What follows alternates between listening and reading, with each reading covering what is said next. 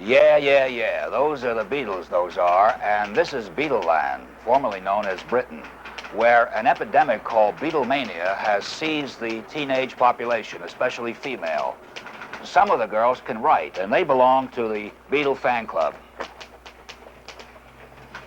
The Beatles sound like insect life, but it's spelled B-E-A-T, beat. And these four boys from Liverpool with their dish mop hairstyles are Britain's latest musical and, in fact, sociological phenomenon.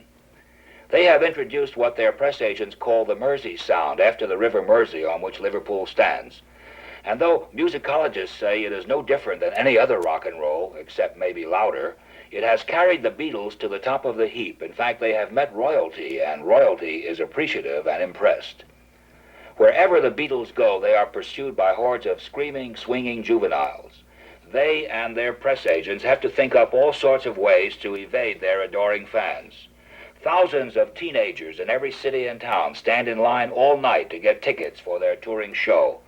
Girls faint when the tickets run out. The other night, the Beatles played Bournemouth, the South Coast family resort, and Bournemouth will never be the same. Reporter Josh Darsa talked to the Beatles in their dressing room. What has occurred to you as to why you've succeeded? I don't know, really. You know, as you say, the haircuts, we didn't think they were a gimmick, but everyone else said, oh, what a gimmick.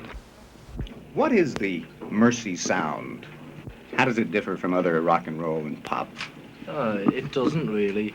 It's just happened that all of a sudden hundreds of rock groups, all from Liverpool, made records, and it was a bit more like the original rock and roll than the stuff they've had over the last few months. Hi. So people decided suddenly, you know, there's all these Liverpool groups, so they call it the Liverpool sound and the Mersey beat and everything else. On the Nicky Cuff, all things. Yeah, but it's just, yeah. It's just a way of classifying you, but I don't think the music's very different.